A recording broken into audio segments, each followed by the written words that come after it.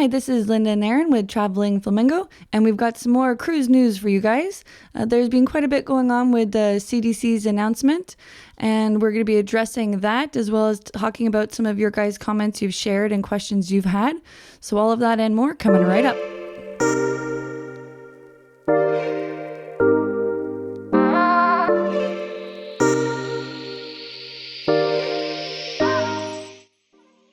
So if you recall back to March 14th, the Center for Disease Control had issued a no-sail order for ships. So this was, I think, ships over 250 passengers. And the idea was that they weren't able to sail, and that was in line with the cruise industry's Cruise Lines International Association, which had said that all of the cruise lines were willing to stop sailing for a specific date. And that was 30 days from the date of the issue, which was March 13th. So what happened April 9th was the Center for Disease Control came out and said we're extending that order from April 15th all the way, which is when it was originally going to end, all the way to for another 100 days. So if you do the math on that, that'll take you out to about July 24th, 2020. So that's it, right? 100 days, no sailing. Well, not quite. There's a couple caveats here. So specifically, the order reads, this order shall continue in operation until the earliest of either, 1, the expiration of the Secretary of State Health and Human Services declaration that COVID-19 constitutes a public health emergency. So if the COVID-19 public health emergency is stopped, then this order is stopped too. And 2, the CDC director rescinds or modifies the order based on specific public health or other considerations. So the director of the CDC has the ability to revoke this as well. And lastly, 100 days from the date that this order went into place. So those are the 3 options that exist for this to actually expire. So if this state of emergency clears up, then this order goes away. And lastly, the CDC director can rescind this as well, and we can go back to sailing. So those are the caveats that are in place here. Last caveat I'd say is this is specific to the United States, as the CDC is a US body. So this does not include other parts of the world, Canada, for instance, who has a no-sail order until July 1st. There are also some additional requirements that the cruise lines need to fulfill before they are able to cruise again. So the cruise lines need to submit plans to the CDC in regards to the passenger and crew care if they do become ill with COVID-19 while on board. Some of the other requirements include onboard monitoring of COVID-19 or flu symptoms. They need to have laboratory sampling and testing, prevention strategies, daily and weekly reporting, disinfection protocols, as well as onboard hospital level emergency care facilities, protective equipment, and crew training. Cruise lines are also not permitted to use domestic commercial airlines to transfer passengers or crew who have disembarked from a ship with suspected or confirmed COVID-19 cases on board. So these plans do need to be submitted to the CDC for approval also before they can start cruising again. Lastly, there's a couple other operational requirements for the cruise lines. The crew is not allowed to disembark or re-embark at any U.S. port. This includes the shifting of crews from one ship to another. Ships are also not allowed to discharge waste, which has always been a rule, especially for protected areas like in the Alaskan waters. I guess this extends this though.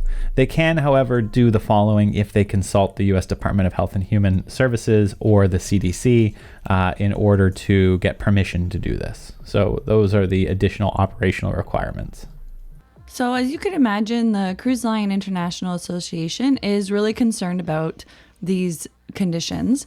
They've said that, as a quote, "We are, however, concerned about the unintended consequences of the order in singling out an industry that's been proactive in its escalation of health and sanitation protocols, including the aforementioned proposal, as well as transparent in its reporting despite numerous challenges beyond the industry's control."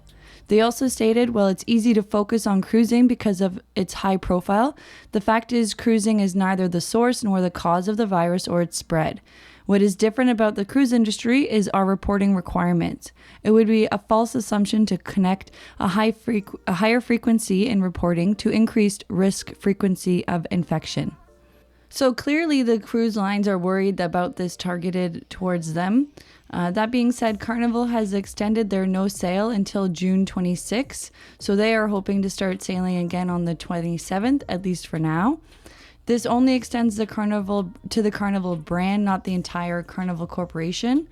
Royal and Celebrity have announced that they will be returning to sail June 12th, and Holland American and Princess have shut down their sailings until June 30th. So all of these are before the 100th day. So I think that everyone's hopeful that they will be able to get approval with their requirements and that the emergency will be over.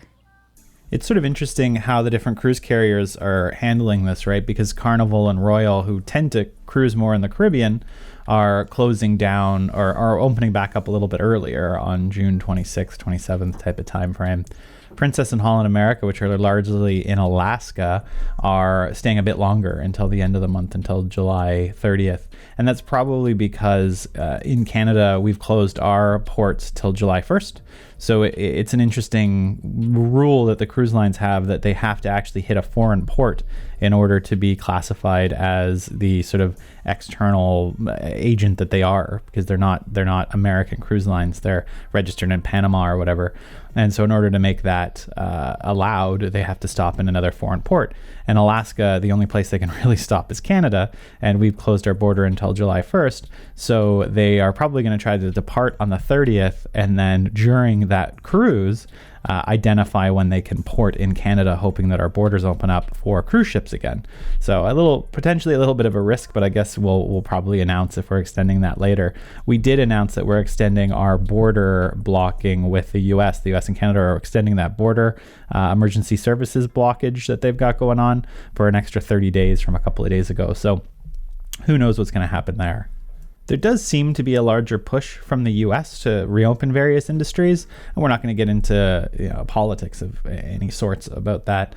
However, it does seem as though there is a bit of a push. I think there's a task force now in the U.S. to try to slowly reopen businesses, and so I don't know how this is going to be placed. There was some news that I think USA Today posted that the CDC rescinded this order based on what the vice president said. However, it was still on the website and it didn't mention anything about being rescinded. So at least when we made this video, which was on April 18th, that order was still in place and hadn't been changed. So it's kind of interesting to see what's going on there. We have a cruise booked June 28th on Carnival, which is the day right after right after they're going to resume to opening it up.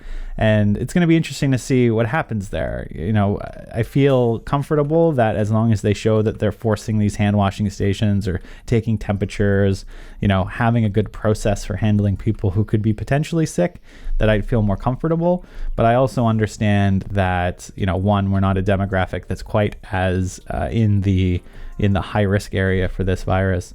And on the other side, I completely understand people who would rather wait for a vaccine. So, what are your thoughts in terms of, would you be comfortable going back on a cruise once they reopen, whether that's June or July, or would you be waiting until there's a vaccine and you can feel a little bit more comfortable?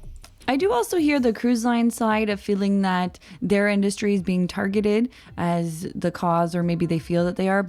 I mean, I don't know all the stats, but are you at a higher chance of catching COVID-19 on a cruise ship versus being at an all-inclusive resort or even being on an airplane? Like, I don't know those stats on that, and again, is it how they have to be reporting and monitoring that, for them, it's making it look worse? Like, I don't know.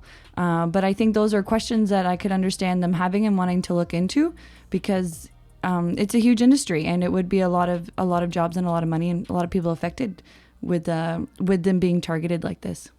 Yeah, I know a number of people who got contacted that they were on a flight with someone who had COVID-19. I wonder if just because a cruise is like 5 days or 7 days or 12 days, that you present symptoms faster in that environment. And same with stuff like rotavirus or Norwalk virus or all the other viruses go around. If you're just in that space for a prolonged time and you exhibit the symptoms quicker than you would, let's say, an airplane where you're sort of packed in there like farm animals, right? So I think it's an interesting question on, is it worse or not? It obviously has worse of a reputation when it comes to news.